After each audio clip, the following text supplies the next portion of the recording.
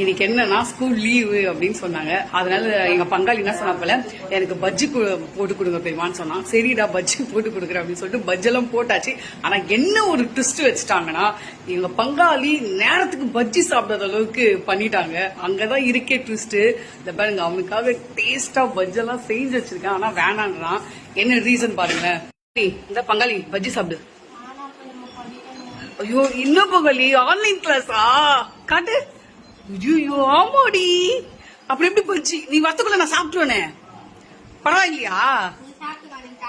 தேவையில்லையா? கன்ஃபார்மா வேணாவா?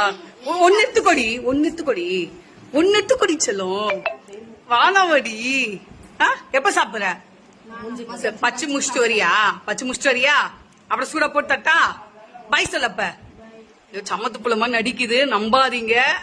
வீடியோக்காக நடிக்குது. அங்க வேற மிஸ் வரதுக்காங்க, அதனாலதான்.